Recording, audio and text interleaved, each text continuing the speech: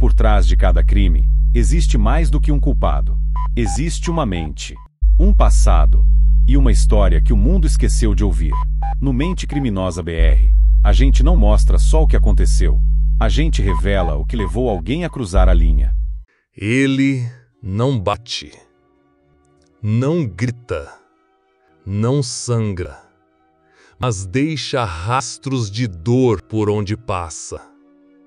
Seu olhar é calmo, seu tom de voz sereno, sua presença tranquilizadora. Ele pode ser seu chefe, seu namorado, seu professor favorito, seu terapeuta ou aquele amigo que todo mundo confia. Mas por dentro, não sente absolutamente nada. Este episódio não fala de sangue, fala de manipulação, de controle, de destruição emocional. Estamos falando de um tipo de psicopata que a maioria das pessoas não acredita que exista, porque ele nunca aparece no noticiário, nunca empunha uma faca, nunca deixa digitais. Mas quando você acorda, percebe que tudo ao seu redor foi corroído. Seu ânimo, sua autoestima, suas relações, sua identidade, seus sonhos. O predador não violento age em silêncio, com charme, com paciência, com estratégia. Ele não precisa agir com pressa, porque sabe que, mais cedo ou mais tarde, você vai ceder. E o mais assustador é que ele parece um de nós. Ele te observa, te estuda, se adapta a você. Ele sorri quando você espera um sorriso, te apoia quando você está vulnerável e se apresenta como exatamente aquilo que você estava procurando. Porque quanto mais ele se parecer com o que você espera, mais confiança ele conquista. E quanto mais você confia, mais poder ele tem. E quando você percebe, ele já está no controle. Bem-vindo ao Mente Criminosa BR. Aqui a gente investiga o que ninguém vê.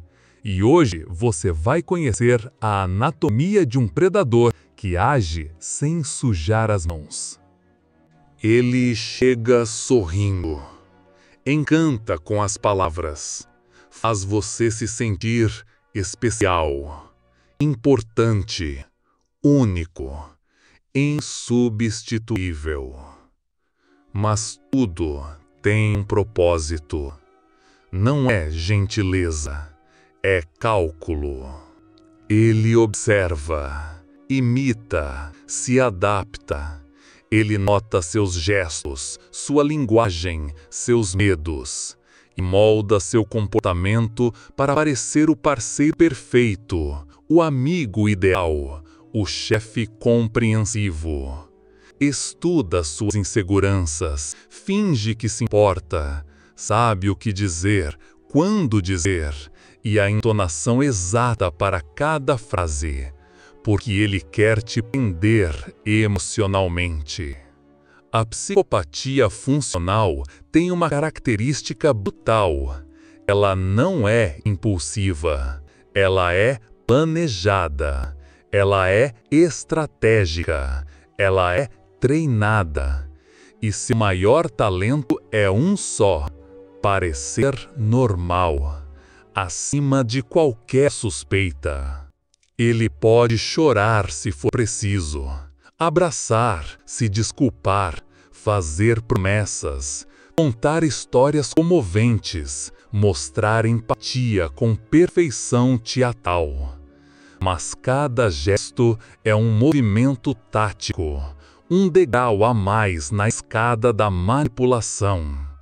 O predador não violento quer uma coisa: poder. Poder emocional, psicológico, poder social, poder sobre a sua percepção da realidade. E para isso, ele veste o personagem ideal. O bom funcionário, o parceiro romântico, o amigo sensato, o líder inspirador, o vizinho prestativo, o cidadão modelo. Você já conheceu alguém assim? Alguém que te elogiava demais no início, mas depois começou a criticar, te isolar, te confundir? Esse é o manual do psicopata funcional. Primeiro, ele te seduz, depois te fragiliza, te afasta dos seus e, por fim, te domina. Você se torna dependente, acha que precisa dele, que sem ele você não é nada. E mais, acredita que a culpa é sua. Mas isso é mentira. É engenharia emocional, é destruição planejada, com roteiro, ensaio e perfeição. Você já conheceu alguém assim? Alguém que te elogiava demais no início, mas depois começou a criticar, te isolar, te confundir? Esse é o manual do psicopata funcional. Primeiro, ele te seduz, depois te fragiliza, te afasta dos seus e, por fim, te domina. Você se torna dependente, acha que precisa dele, que sem ele você não é nada. E mais, acredita que a culpa é sua. Mas isso é mentira, é engenharia emocional, é destruição planejada, com roteiro, ensaio e perfeição. Vamos imaginar uma vítima. Vamos chamá-la de Clara. Clara era confiante, tinha amigos, carreira estável, autoestima equilibrada, era independente, tinha sonhos. Até conhecer Marcos. Marcos parecia perfeito, educado, atencioso, presente, disposto a tudo, o homem dos sonhos, empático, afetuoso. Mas logo vieram as dúvidas, pequenas críticas, brincadeiras que feriam, alertas mascarados de conselhos, comparações sutis com outras mulheres. Clara começou a se desculpar por tudo, a duvidar de si, a se afastar dos outros, a justificar o comportamento dele.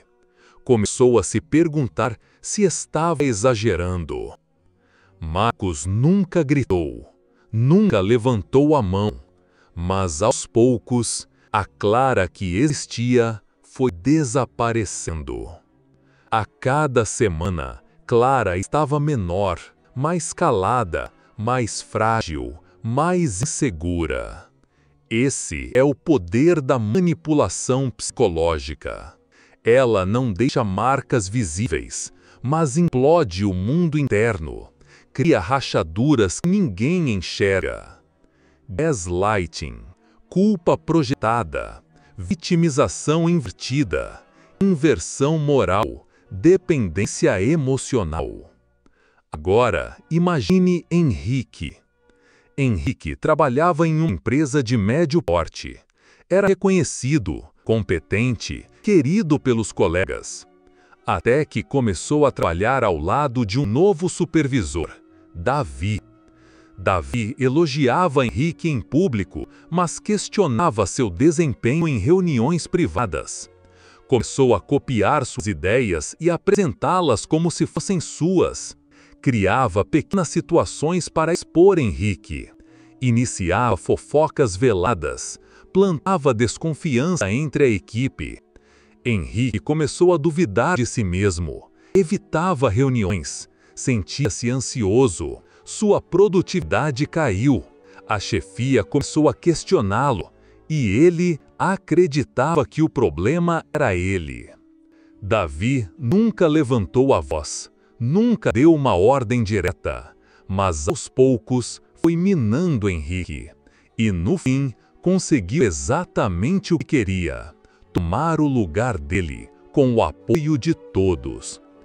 Henrique saiu da empresa sentindo-se um fracasso, carregando culpa, questionando sua competência, Levou anos até entender que foi vítima de um predador social. E existe ainda um terceiro tipo, o manipulador da fé. Vamos chamá-lo de Pastor Elias.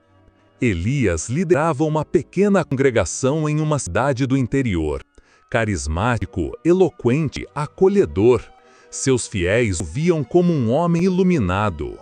Mas por trás do discurso religioso, havia um padrão silencioso de abuso emocional.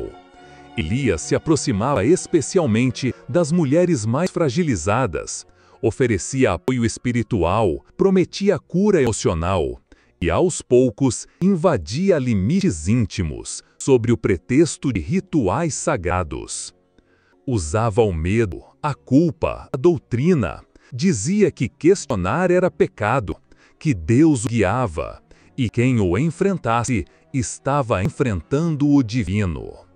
Anos depois, algumas vítimas conseguiram romper o silêncio, mas sem provas concretas, sem lesões físicas, sem testemunhas dispostas, os relatos viraram apenas isso: relatos.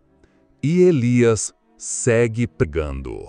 Casos assim raramente viram manchete. Porque a violência não é física, e nossa sociedade ainda mede trauma por hematoma. Marcos nunca foi preso, Davi nunca foi demitido, Elias nunca foi investigado. Todos seguem como se nada tivesse acontecido, porque para eles nada aconteceu mesmo. Mas por onde passaram, deixaram vidas em pedaços, histórias interrompidas, profissionais desacreditados, parceiras emocionalmente destruídas, fés desfeitas. Ex-colegas relatam sabotagens sutis, créditos roubados, projetos enfraquecidos, um clima tóxico que ninguém ousava nomear. Ex-parceiras falam em crises de ansiedade, pânico, insônia, terapia por anos. Ex-fiéis falam em depressão, culpa espiritual, perda da fé, abandono religioso. E é aqui que a crítica social precisa ser feita com urgência. A justiça ainda não sabe como lidar com o invisível. A sociedade ainda culpa quem sofre por não reagir como esperado. E o sofrimento emocional é tratado como exagero. Empresas silenciam para não manchar a imagem. Igrejas abafam escândalos para proteger a doutrina. Famílias preferem não se envolver. E amigos se afastam porque não conseguem compreender o estrago sem marcas aparentes. Enquanto isso, as vítimas caminham sozinhas. A vergonha de ter sido manipulada, o medo de não serem acreditadas, a culpa internalizada, o trauma psicológico, os relacionamentos perdidos, o isolamento, o descrédito e o tempo que parece congelar. Há vítimas que abandonam a carreira, outras desenvolvem fobias, algumas desistem de novos relacionamentos, outras desistem de si. Porque quando você não consegue mais confiar nem na sua própria percepção da realidade, como seguir em frente? É preciso repensar o conceito de violência. É preciso reconhecer que palavras e gestos calculados também podem ferir profundamente. Que o abuso psicológico não é menor por não deixar hematomas. Ele é mais perigoso justamente por ser invisível. Precisamos de leis que protejam. Precisamos de políticas públicas que acolham. Precisamos de educação emocional desde cedo. Precisamos falar sobre isso nas escolas, nas empresas, nas famílias, nas igrejas, nos ambientes que formam nossa percepção do mundo.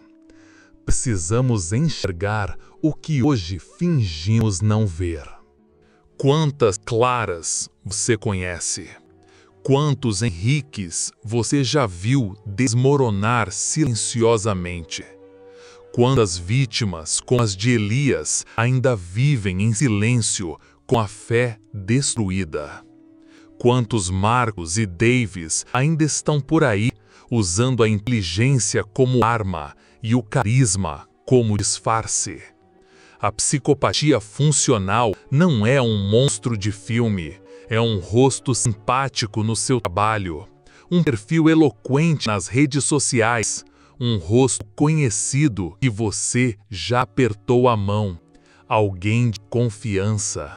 Ela vive entre nós, sem causar escândalos, mas provocando colapsos silenciosos, quebrando pessoas por dentro.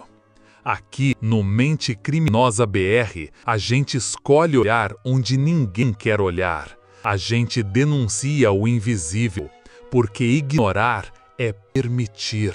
Porque o maior perigo não é o grito, é o silêncio que precede o colapso. Se você se identificou com esse episódio ou conhece alguém que viveu algo parecido, compartilhe. Vamos romper o silêncio, vamos expor os rostos por trás das máscaras, vamos ouvir quem foi calado por tempo demais. E lembrar, um predador não precisa de sangue para deixar cicatrizes. Segundo estudo da Associação Americana de Psicologia, estima-se que 1 em cada 25 pessoas apresente traços de psicopatia funcional. A maioria nunca será descoberta. A mudança começa quando a verdade encontra espaço, e você pode ser parte disso agora. Curta este vídeo, comente aqui embaixo o que mais te chamou a atenção, compartilhe com quem precisa ouvir isso. E se ainda não é inscrito, inscreva-se agora no canal, ative o sino para não perder os próximos episódios. Explore os outros vídeos do Mente Criminosa BR, cada um revela uma faceta diferente do que muitos insistem em ignorar. Porque só enxergando o invisível é que a gente começa a se proteger. Aqui, a verdade é o que liberta, e o silêncio não é mais uma opção.